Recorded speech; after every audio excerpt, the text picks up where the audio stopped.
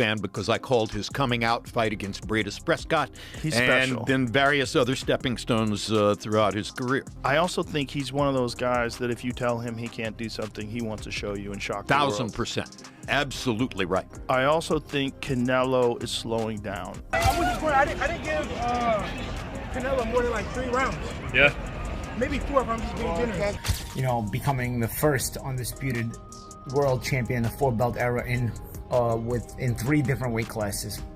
Really, and the way he did it, and you know, the class that he showed.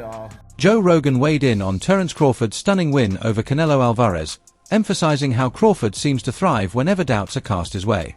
Rogan explained that skepticism only fuels Crawford's drive to prove people wrong, and against Canelo, he did exactly that, using slick movement, sharp precision, and well-timed power shots to shine on boxing's biggest stage. For Rogan, the victory cements Crawford as one of the most skilled fighters alive today. That sentiment was echoed by sports commentator Bong Hill, who tweeted, "I'm now convinced Crawford would beat any version of Floyd Mayweather." The bold claim reflects just how highly Crawford's performance is being regarded. By conquering Canelo and adding yet another division to his resume, Crawford has elevated his legacy to unprecedented heights, leading many to wonder if he has truly surpassed even the once untouchable, undefeated Floyd Mayweather. Subscribe totally that, because again, you're talking about somebody who is stubborn. And for sure. Who wants to prove everything he can prove. 100%. I agree with that too. But I think there's like in boxing and certainly in MMA, there's a certain amount of years where a fighter can keep the RPMs up. And you know, when they're in the red line, and there's some people subscribe to the idea of 9 years. There's 9 years is the most that a elite fighter in MMA has performed at their prime. I think that's a bullshit number because I think it's entirely dependent upon lifestyle, nutrition, discipline, physical attributes. There's a lot of factors. George Foreman won the heavyweight championship of the world in boxing at age 45. True, but he took 10 years off. Yes. Boxing commentator Gareth hailed Terence Crawford's victory over Canelo Alvarez as one of the greatest performances the sport has ever seen. He underscored the magnitude of Crawford's achievement, not only stepping up 3 weight divisions and entering the ring older than Canelo, but also doing so after more than a year of inactivity. Despite those hurdles, Crawford displayed flawless skill, composure, and mastery, which Gareth called a once-in-a-lifetime showcase of greatness that proved Crawford can rise above any obstacle. Meanwhile, Shakur Stevenson took to X to salute Canelo, writing that in a sport full of fighters who avoid tough challenges, Canelo deserves respect for consistently putting everything on the line. "You are a legend," Stevenson declared, reminding fans that true greatness isn't defined solely by wins and losses, but by the willingness to face the very best. We said this is a game of IQ. There's going to be movement within the fight. You're going to have to answer different types of questions and bring different types of game plan. Crawford did that. He was able to do it backwards. He was able to do it forwards. He could trade in the pocket, catch the stuff, and then counter. He was absolutely magnificent. Listen, I know this is raw and we've only just walked out the stadium, right? 5 minutes ago. And when the dust settles on this, we'll probably have better answers and better thought processes. And I'm sure people watching this will get stuck into the comments and maybe say what I'm about to say is quite outlandish. That might be the single best performance that I have ever witnessed live. It was absolutely tremendous. You've got to take into consideration the weight jump. This is a man that was champion at 135, 140, 147, and obviously recently at 154. But let's be honest, he even jumped up to 154 pounds for that. To go then up to 168 and take on the former pound-for-pound #1 king on a Mexican holiday weekend in Las Vegas and managed to beat him on the cards when the judges tried to do him, mate, it is out of this world what Terence Crawford just did, and he needs all the flowers in the world, he needs all the praise in the world, and I don't think you're wrong, mate, by saying he's the pound-for-pound #1. It's an ever-moving list. That performance alone deserves to put him right at the top of the chart. Yeah, he's become.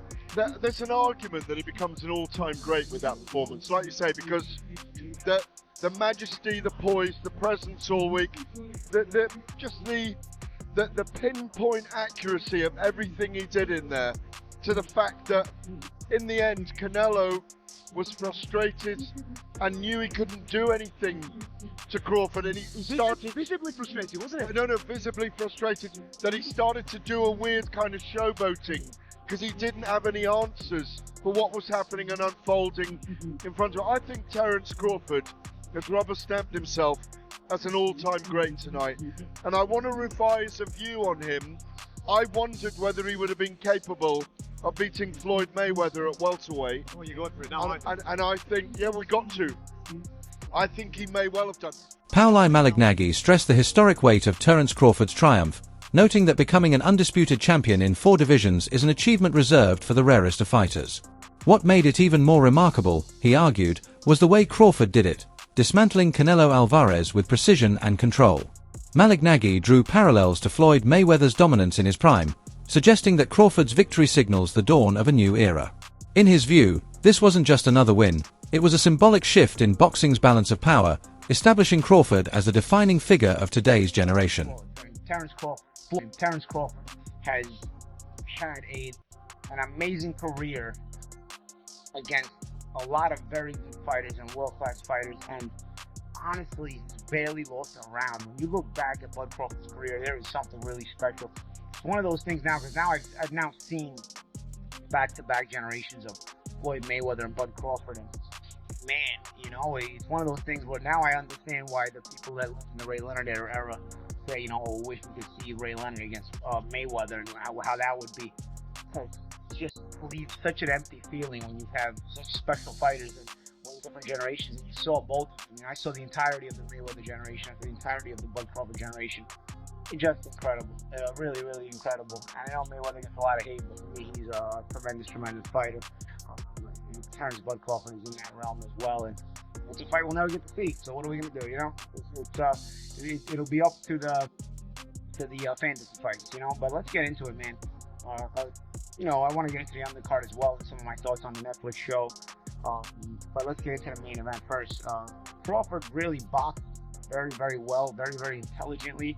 The question mark was what happens when Crawford gets hit cleanly.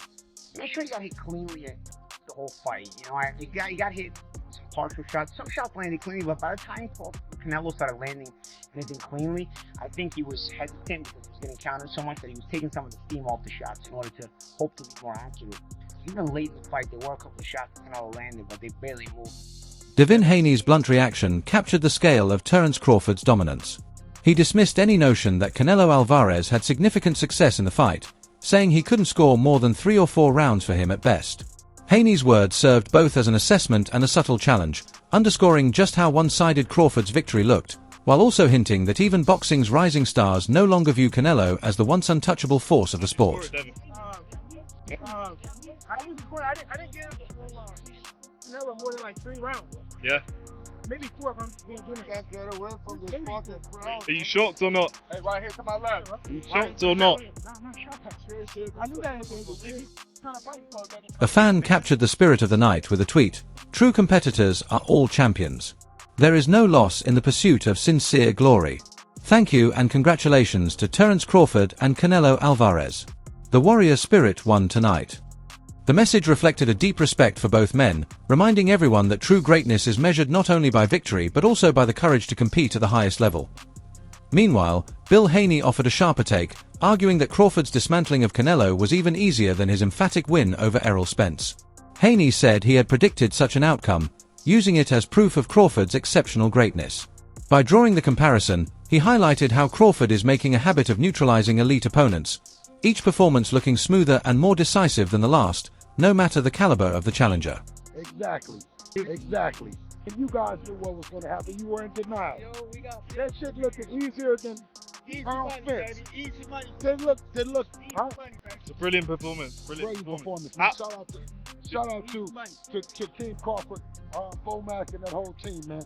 You know what I mean? Where'd you rank him all-time list after that? I mean, put his place on Mount Rushmore. You know what I'm saying? He deserves his place, for sure. Did you score it, Bill? Yeah, I scored it a lot for Crawford and very little for Canelo and Haney. I don't know. 112. I don't know. I mean, I could pick one or two. I could pick one or two or something like that. You know? I know it's straight after the fight. Yeah. But do you want to see Crawford go out on that, or do you think there'll be a rematch? I don't hear a bunch of parties going on. It sounds like a funeral home in Allegiant Stadium. Can Crawford win? It sounds like it's a funeral home. Look, you see over there, you see it's quiet? It's quiet as shit. Yeah. Is it a holiday or what? Oh my God. Oh my God. Listen, that's a Crawford fan. He's Mexican. Now, hey, y'all know what's up. Crawford done did it. And only person that's talking is me. November 22nd. If you don't want to hear nothing else, Crawford is great. November 22nd. One fan summed up the magnitude of the moment with a blunt tweet: "Crawford is out of his prime and older than Canelo. Bud beat him fair and square. No catch weight or anything. I mean, he lost to a fighter who came up 3 weight classes. No excuses."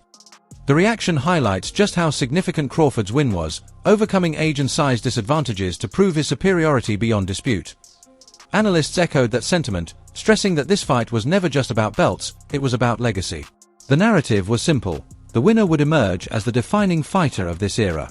With Crawford's masterful performance, he seized that crown, executing a flawless game plan that neutralized Canelo's weapons while showcasing every facet of his own arsenal. The debate has now shifted from whether Crawford belongs among the greats to the far bigger question: where exactly he ranks on boxing's all-time list. You need this. No, you need this. No, you don't. If you're actually a man who is willing to, challenge himself and not a little boy who's afraid, then yeah, you can do it. You can absolutely do it. And Terence Crawford did it, and he did it damn well. Credit to Terence Crawford.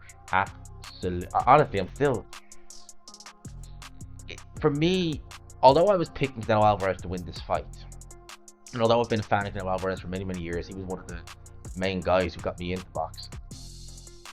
I have loved Terence Crawford, loved watching him fight for years and years and years. I remember staying up at the time, and I actually made sure to get the HBO feed to get his fight with Victor Post. And I remember it wasn't one of his more entertaining fights, but I remember just being just in awe of the skill and ability of Terence Crawford at the time.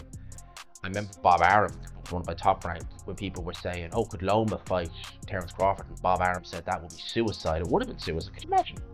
Good Lord. Can't put into words how happy I am to be proven wrong, because I love watching Terence Crawford. I think he is phenomenal. Absolutely phenomenal.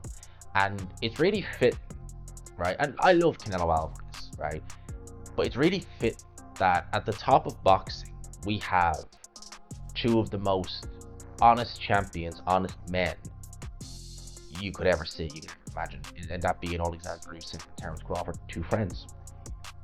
And I think they really sum up this era of boxing. If we are coming to the end of it as a whole, I think they really sum it up that if you're dedicated to your profession and you're willing to stay disciplined and you're willing to